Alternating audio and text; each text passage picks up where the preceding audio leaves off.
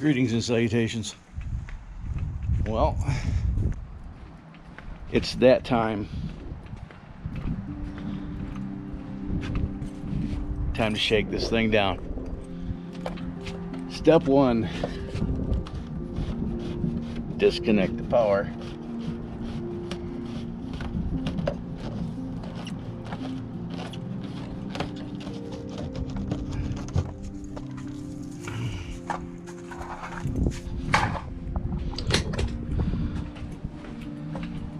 Okay, so I'm going to check the fluids, get the generator started so I have air conditioning, and then we'll get this show on the road.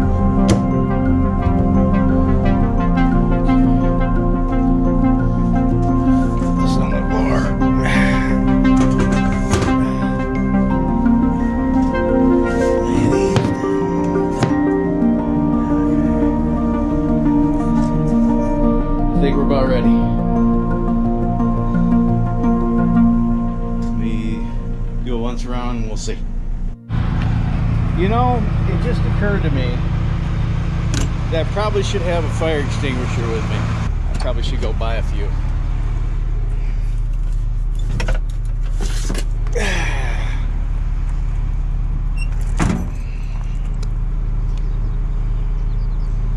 Just in the off chance that I have a fire.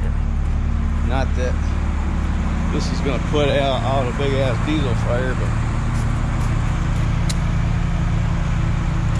better than pissing on it. Set that right there in the fire extinguisher holder.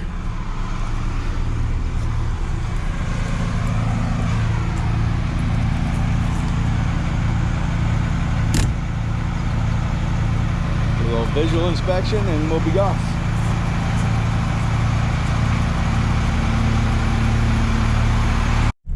Alrighty, put those keys over there. Got a couple of waters. I got my phone. You know, it just dawned on me I need to get a cell phone holder. Where the hell am I going to put it? Right there, maybe? A cell phone holder for there. You know, just in the off case if something breaks and I'm stranded alongside the road, I can call the road service and they can send somebody out.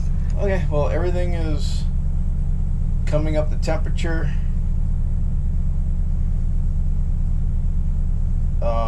I hooked up what I thought was the trans temperature wire that was cut, and that's really the purpose of this drive, is to see if this trans temperature gauge works. All the other gauges work. You can see I finally got an oil pressure gauge that functions. I'm probably gonna end up replacing all these gauges with, I kind of like these Sun Pro gauges. If I could find these gauges, you know, to replace these, I'll do it.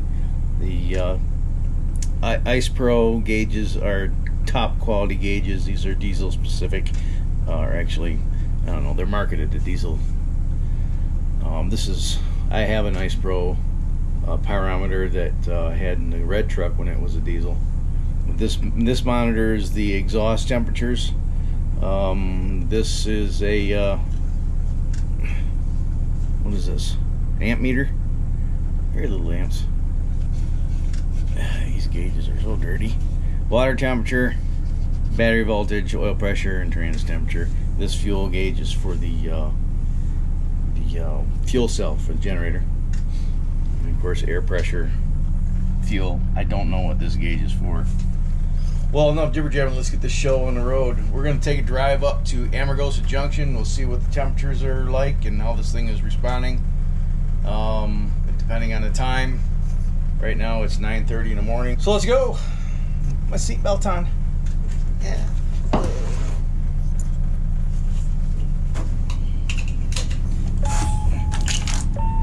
And away we go.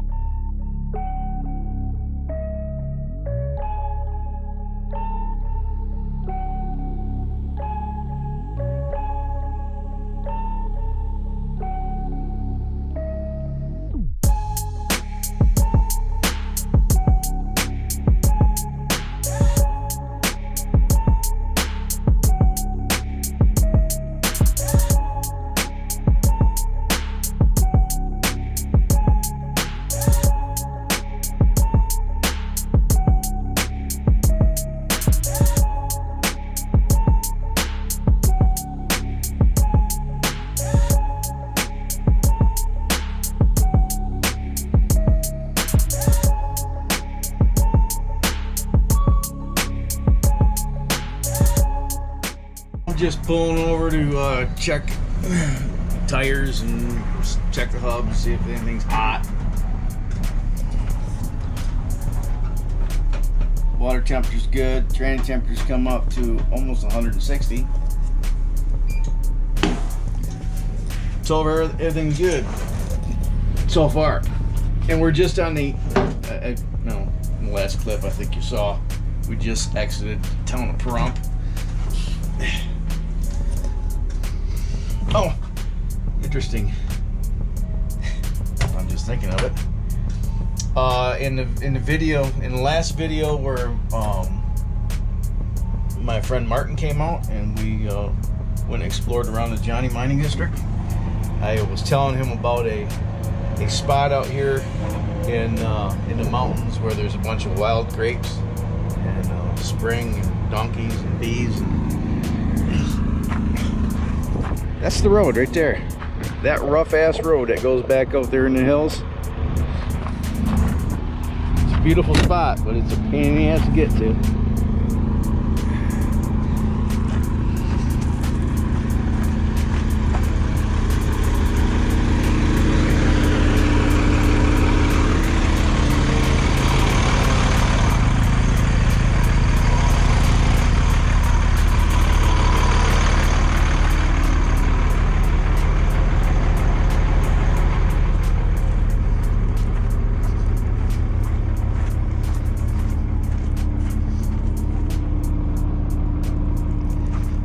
Nothing's exceedingly hot. Let's continue.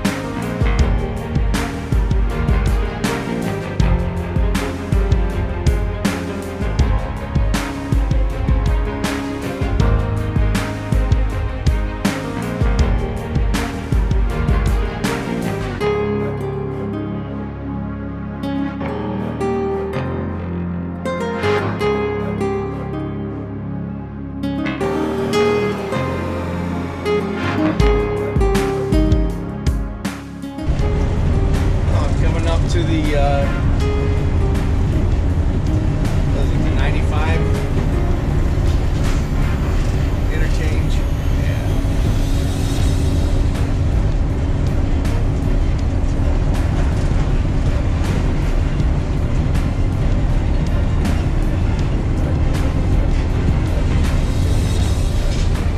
Up here, we'll turn left and head to Extinguisher Junction.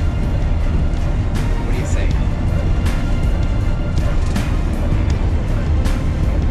So far, everything's good. All right, go check some fluids.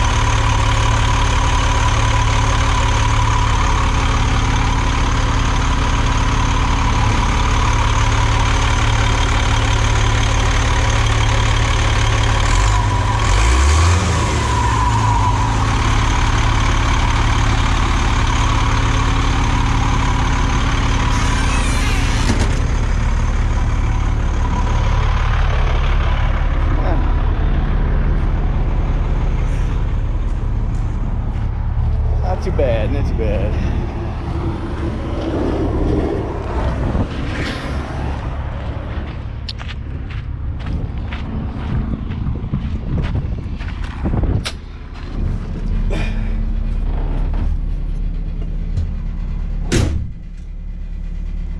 All right, we're at the Extinguisher Junction, and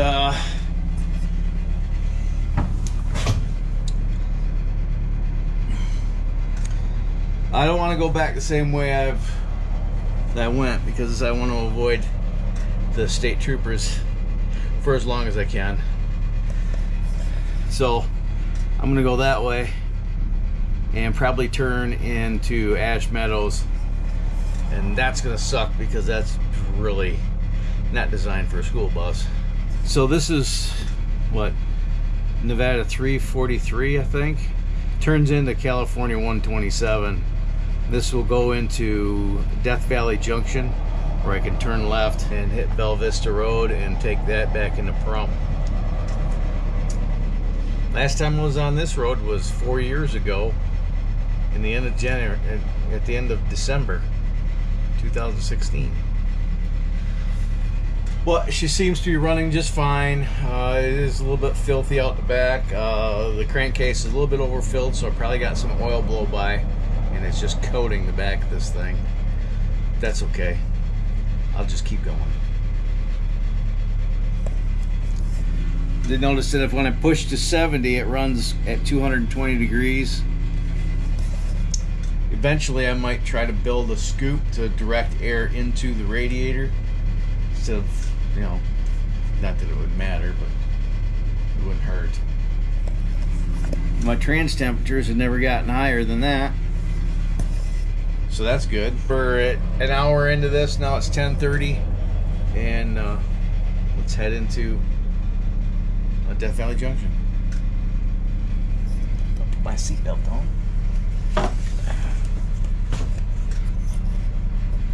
Because it's the Lear.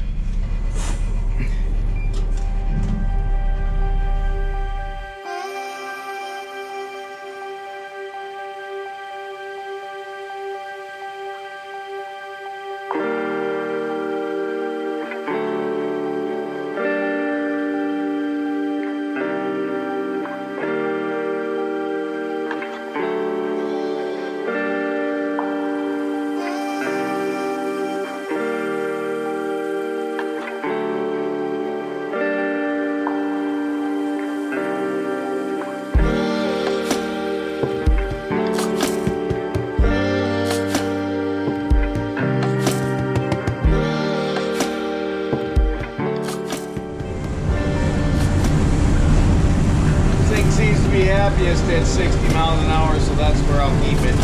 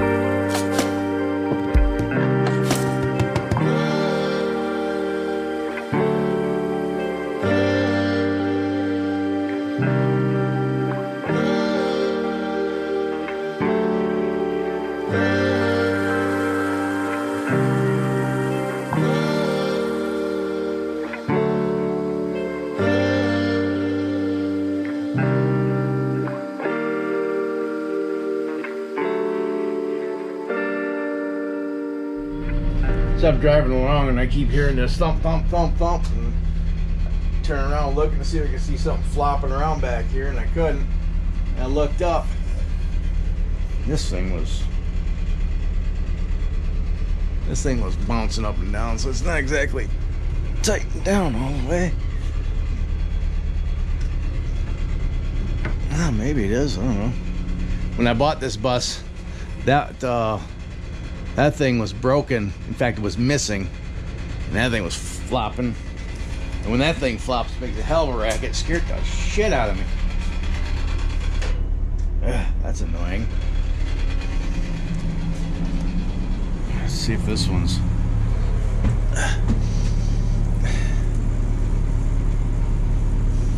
Yeah, it smells kind of diesel-y back here. So we're at the Nevada-California state line, actually. There's the Jack Longstreet Casino. That's right on the Nevada-California border. I have to drive into enemy territory for a few miles, I think 10 miles or something like that, before I get to Death Valley Junction, and then I can turn left and drive a couple more miles and get the hell out of enemy territory. So maybe I'll stop in at the Death Valley Junction and see if things have opened up there. It didn't look good the last time I drove through when California had all those restrictions for the coof. We'll see. It's now looking good for the Amargosa Cafe.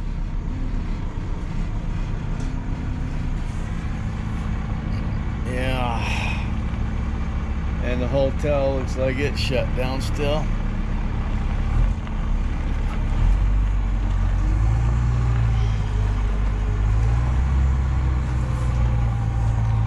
That's unfortunate.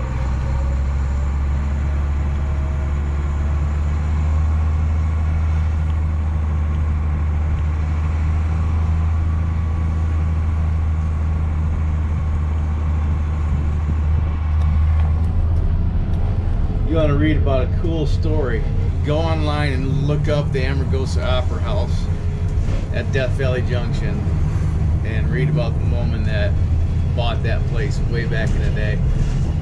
Pretty cool story. Alright, so we're heading out of enemy territory now and heading into Nevada. Just a few miles down that road. And it's 30 miles to Pahrump. We'll go back to the ranch and inspect the damages. We'll see you back at home. Oh, well.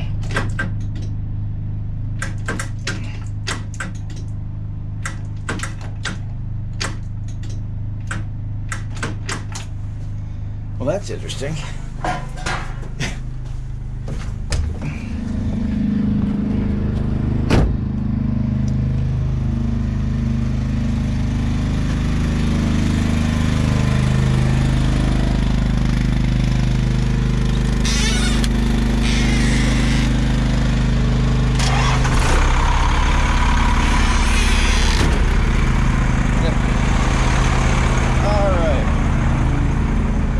That test rip took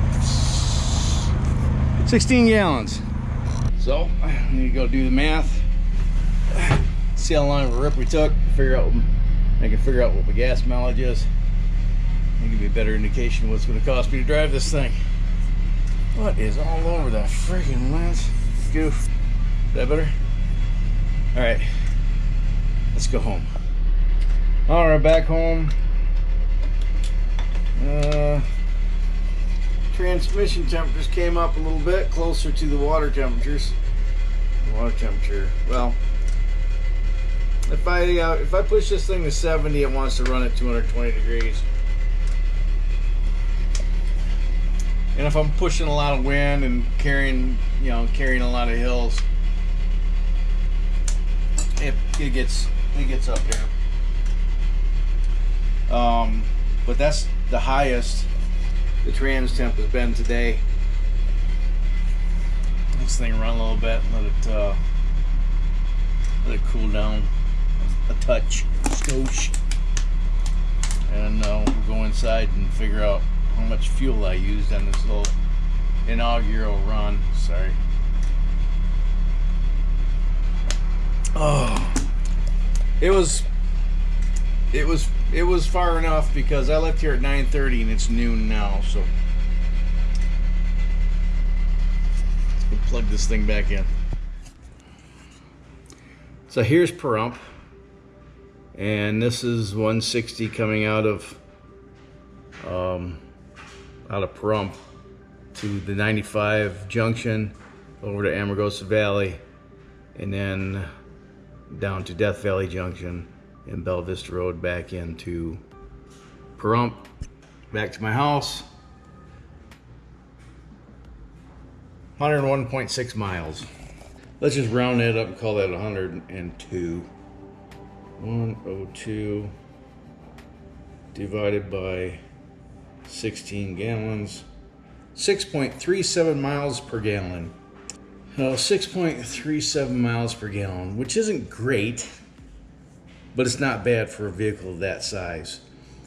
So all in all, the only issues that I'm seeing right now is that there's oil blow-by out the valve cover.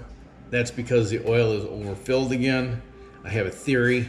I'll check it in a little bit, but my theory is that the seal on the hydraulic pump is bad and is draining out of the hydraulic system into the oil.